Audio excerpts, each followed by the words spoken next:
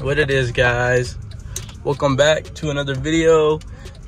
So today I thought I would shed light on my Apple CarPlay system I've installed in my E350.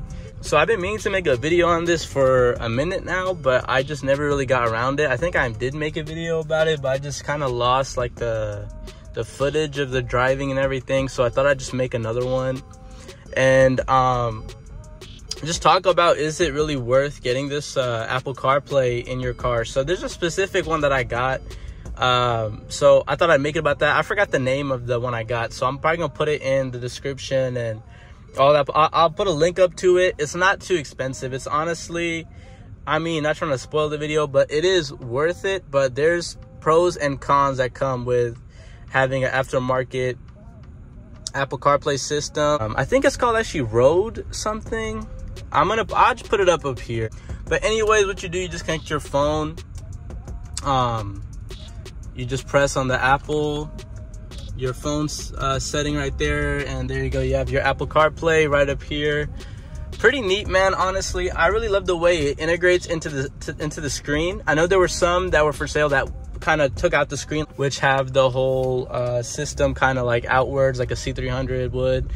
But I didn't really want to spring for that because one, it's like a little bit more expensive, and also two, I really like how it's flush into the system. So it makes road trips so nice. It just makes driving the car feel so much more modern. And honestly, I mean, again, this is like a 2014. These ran from 14 to 16, but even then it looks like it fits the car really, really well.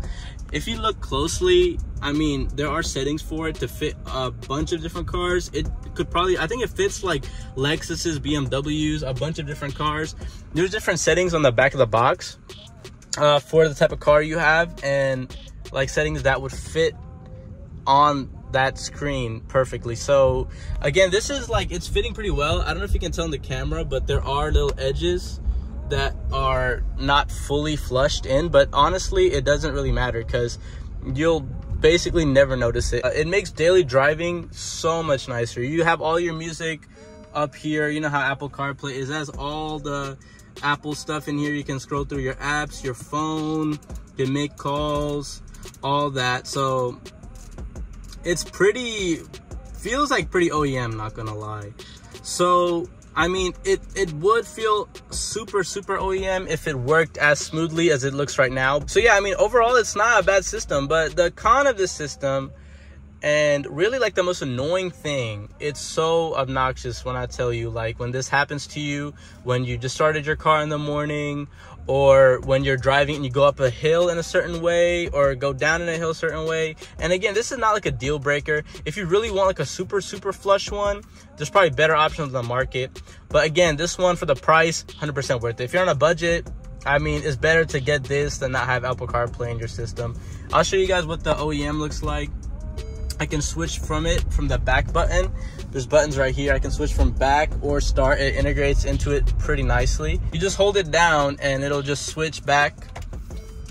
So yeah, so like I was saying earlier, if you are on a hill, uphill, or if the car is really hot, and I'm not sure about cold, I think it works fine in the cold so far. I haven't really noticed anything that deep in the cold. And I mean, I started this car like 20 degrees, like, you know, like I've like used it in pretty cold weather, but in hot weather it'll turn into a completely blank screen. So if I get it, I'll put it up in the video, or if I have some pictures of it or something like that, but it'll completely just become blank. There's nothing there. The annoying thing is, like, it's still connected to your phone though. So because it's connected to your phone, your Google is going to show you, your Apple Maps, Google Maps is just going to show you as if you're using Apple CarPlay. It's not going to give you any directions. It's just going to be like a blank screen. It's super annoying. But really, like, that is probably the biggest con, and honestly the only con of this system. I mean, other than that, when it's working, it's really flush. So it comes with its own backup camera if you want to set that up as well. I don't think it came with the camera, but I think it might have. It's been a minute since I installed it, guys. It's been, I think, probably 4 or 5 months. But overall, I mean, it's pretty good. It's honestly still worth the money. So I'm gonna give you guys a demonstration of it real fast. So again, let's say your stop, whatever, you put into reverse, stays flush, put into reverse, it's gonna switch to the OEM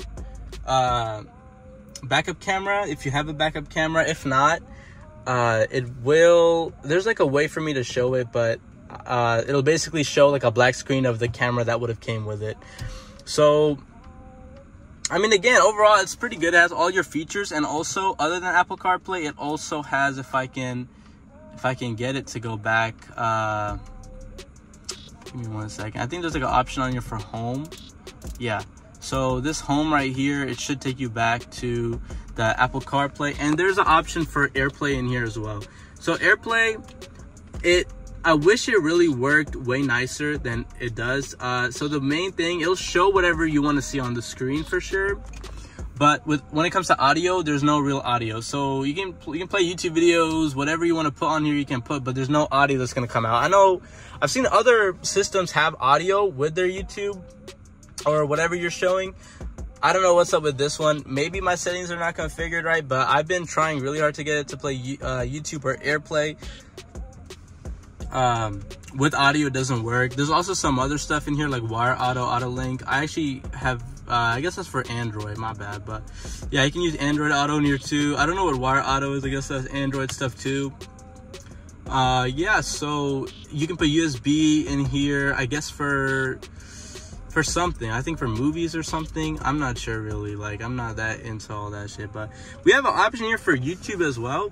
If you want to stream YouTube on here, and again, I have to like cancel out basically the Apple CarPlay, so I have to like change it all the way back and like turn off the Apple CarPlay feature, which is kind of annoying to do, but it does have an option. It doesn't work. Like, it barely works. I don't think there's not been a single time I can connect to YouTube trying to plug it up to YouTube. So really, like, it has all these fancy features. The backup camera probably works fine in this. Probably you need to do some wiring for it, but overall, like, just for an Apple CarPlay system in your car, it's basically worth the penny, like worth the price that it is, in my opinion. So yeah, I mean, I did DIY this. I installed it myself. I wouldn't say it's easy. For this car specifically, you have to take apart this whole dash, which is pretty scary because I don't want to mess up these lights underneath here. It's not connected to it, but you know, I don't really want to mess with it. You got to take off this whole centerpiece right here. You have to wire it up. You also have to take off this screen. You have to take off the screen, screw all this off. You stick a wire up to, there's basically a module that has the Apple CarPlay with a box. You put the box behind it here. That's what a lot of people do. That's what I did as well. Put the box behind there. You wire it up, connect it. Honestly, I'm not gonna lie, I think it took me around 12 hours to do it. I mean, I wouldn't say I'm super handy with cars, but I do work on my own cars time to time, like things with like cabin filter, not that big of a deal, but engine filter, you know, I mean, I plan on doing brakes on this car myself. Really, anything that's ridiculously expensive at Mercedes, I'm doing it myself. I'm not playing games with that shit, but regardless, it's doable. Just watch a YouTube video. I'm gonna have it in my description below. The video I watched is actually a guy. He had the same exact one. I ordered it off of his link, and he has the E63. So I mean, basically the same procedure. There's a manual with it too. It's kind of complicated. I think it's in a different language. So I would recommend just watching the YouTube video on it. Way easier. It'll be time consuming. Make sure you got time to do this though, because it does take a minute to set everything up. But once you got everything rolling, it's pretty good, man. I'm not gonna lie. This has like made driving this car amazing. Like, I can actually like use this, because this basically has no use in this year Mercedes, because it doesn't really do anything. It just shows the music you're playing and has outdated navigation. It brought use to my actual infotainment system. Yeah, so overall I would say it's worth a cop, but again, this is like a pretty prevalent issue with the black screen. A lot of people say disconnect it from, disconnect your whole phone. So put on airplane mode, give it a minute, and then connect it back. I mean, yeah, I mean, it's not bad. It's not a big thing, but if you're trying to get a flawless, like super flawless system, I would probably not get this one. I would probably research some more, because I know there's better systems probably for these cars, but at least with my experience with this one, I mean, again, like, I'm not a handyman. I know I didn't put this thing perfectly. And one thing I will note with this, when you're putting the module in here, there's a really, really, really small space. So if you're scared of wiring stuff, I would say do not do this DIY. Get somebody to do it, or you know, just do something like that. But wiring wise, it is low-key extremely scary. Like, I'm not gonna lie, I was really pissed off, so I was like pushing it and beating the shit out of my car to put this in here. But there is a little space under here. It's kind of hard to show you without opening up the whole car, but there's space over here. You have to tuck everything down. I probably slammed that shit maybe 3 or 4 for like 2, 3, 4 hours trying to get that shit in, and it just had to be tucked in. So be hella careful. I don't know how I did it so stupidly, and it works perfectly. You know, blessing from God and all that. But I mean, overall, man, I would say it's definitely worth the price. But again, if you got the money, man, I mean, might as well just get a little bit nicer one. But yeah, I mean, that's the whole video, really. Like, I just wanted to show you guys, give you a little driving point of view for a bit. I'm not really too used to doing driving point of views, but I was thinking about getting a whole mount set up so it's like on this side and you can see my face and all that. But we'll see how well my videos do. If they start doing well, I'm gonna invest in all that, because I want to make more car videos and show off my car and everything. I have plans in the future, get like a muffler delete, an X pipe, make it like my C300 was, if you guys watch the older videos. Thank you guys, and I'll see you guys in the next one.